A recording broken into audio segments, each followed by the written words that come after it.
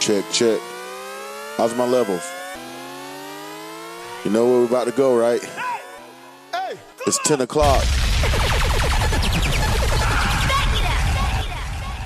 There is a place very far from this world. And the only way you can get there is through music. Remember, only music can set you free and fill you with energy to life.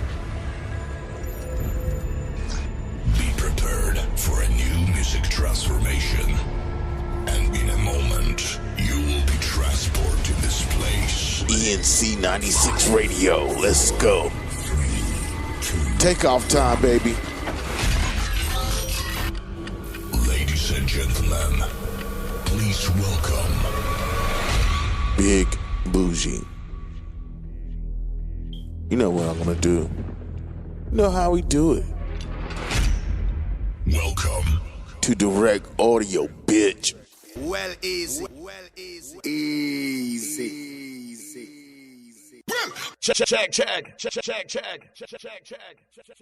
What's going on, everybody? It's Big Buji. I'm here live with the one and only Pizzle Da Finesser. Hold on, so I'm trying to. It's a got it. You can see me? No, not yet. Turn your camera on, sir. How do I do that? Okay, I see it.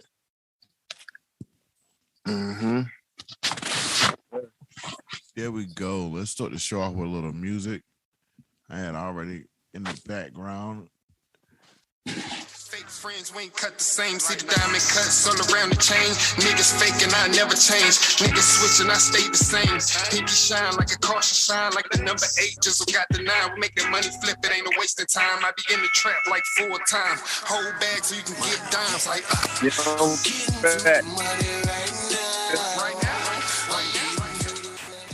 What's going on, man?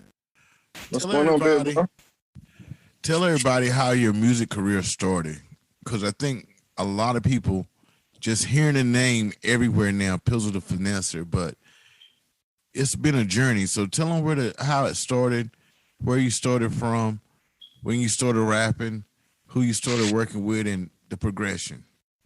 Okay, well, shit, to be honest, I think my story pretty much like everybody else, you know what I'm saying? I first got in tune with music through church, like, you know, grandma taking me to church, little choir, you know, all that. And as I got older, you know what I'm saying, I finally, like, you know, like 10, 11, 12, I fell in love with, like, hip-hop.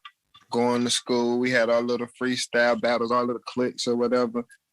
And just I got older, you know what I'm saying? I was right in my head, you know, I always fell in love with music. I got to prison at 17, and I was just like, yo, I'm about to try to like push on a serious scale. So 2017, I went and, you know, got my BMIs, my ASCAP, you know, did a track with my boy Milton Gates that I remember, but we didn't really go all the way through with it. You know, we was on and off with it, with the woo.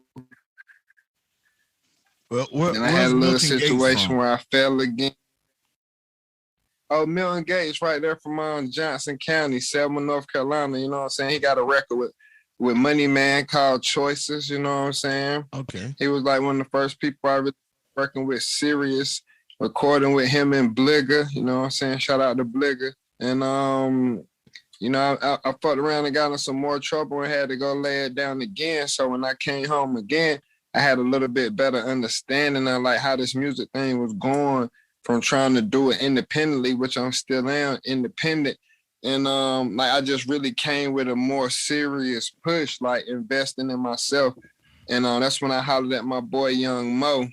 Well, really, like, you know, I reached out to Mo after they had like did a contest, and I didn't win the contest, but I made enough noise for him to respond to me. So through that response, like I just kept, you know, pushing, reaching out to bruh. We developed a little connection to the point where I reached out for the feature, and when he gave me the feature, we came up with Blind.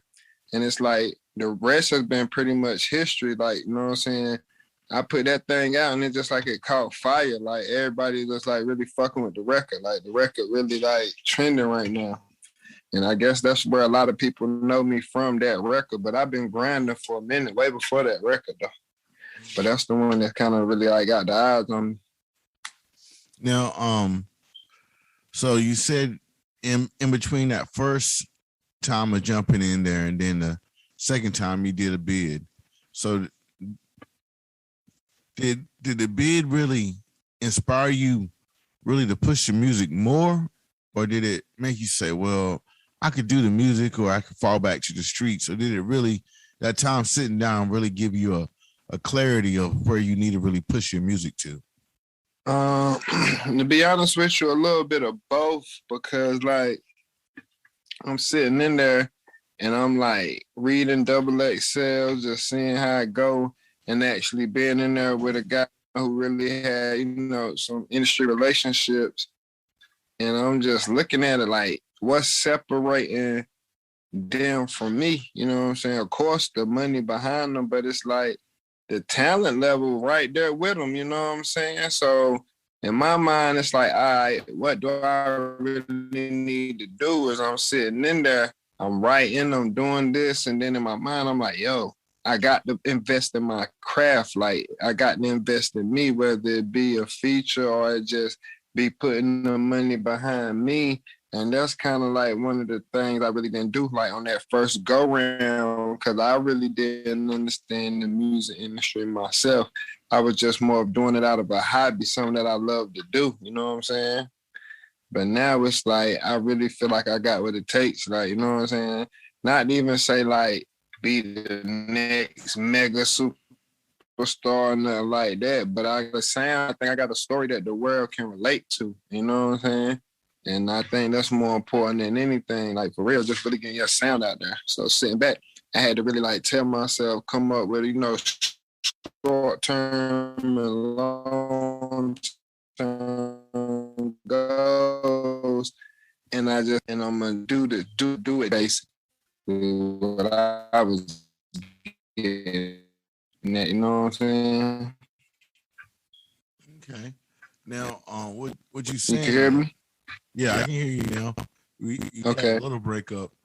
But now, when me and you linked up, how did you hear about me?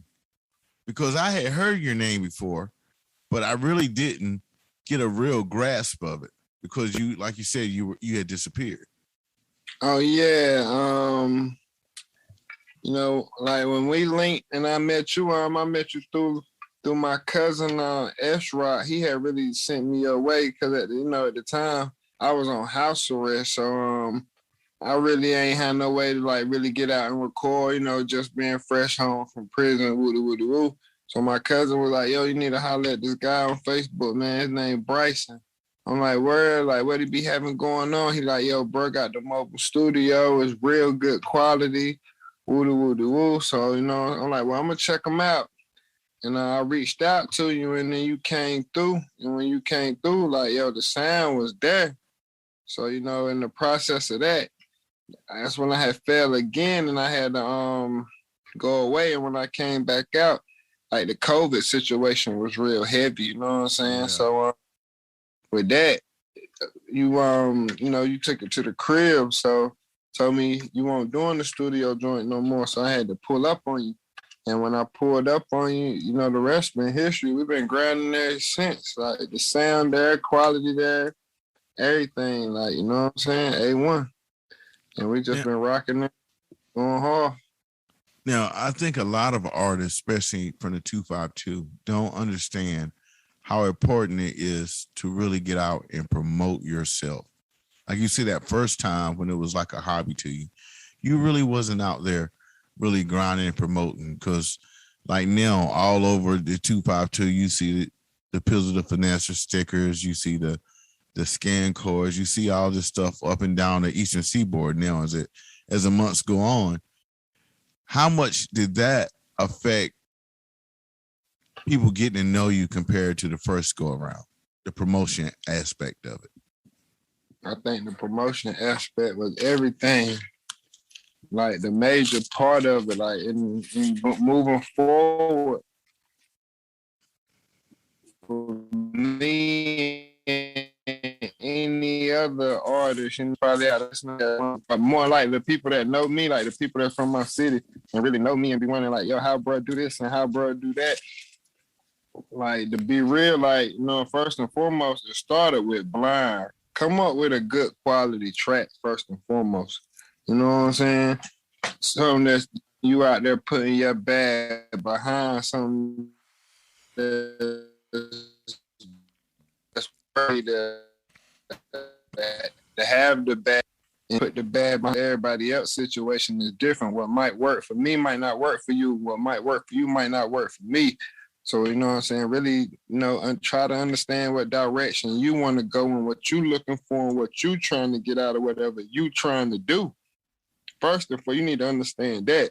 And once you understand that aspect, I say you strategize and come up with a plan and build on your lane, find whoever fucking with you, and you feed and you cater to them, you wear that shit out and you promote. Like, you gotta, like I said, if you believe in yourself, you'll invest in yourself. And that's a bit different. That's true. Like, I heard an old head in the music industry said, he was like, we fuck off money. You fuck off money getting high, you fuck off money on clothes, you fuck off money sometimes on cars. He said you definitely trick off money on girls, whether you want to admit it or not. He said, but that money right there is part of your budget that if you use it in the beginning, it'll bring all those other things you trying to buy. And some. And some. And like I said, like, I'm going to tell you, this one of the biggest things that I tell people that really people should look at. Like, when it comes down to the promoting aspect, like, look at how the Baby paid Money Man for a feature in 2017. Money Man was a bigger artist than the Baby. Facts. He paid him for the feature. You fast forward to the day, I think it's safe to say the Baby is a more mainstream, bigger artist than Money Man. Correct. You know what I'm saying? So when you look at that, like that's just proof in the pudding right there. Like, you take your craft and you go hard with your craft. You know what I'm saying? And ain't no that's gonna get you. Now, let's talk about something that I think you're starting to get, and those are called super fans. Like, the super fans, when you drop something, they're automatically there. They're buying your clothes, they're buying your merch. When you really get to that level, that super fan is following you to the shows. What is your idea number? Because some people say, hey, I want 100 super fans, I want 1,000. When you think about the super fan, how many super fans do you want? Me personally, like, how many fans I would want, like super fans I would want. First and foremost, I want anybody that's really fucking with my movement and anybody that's really like supporting my movement.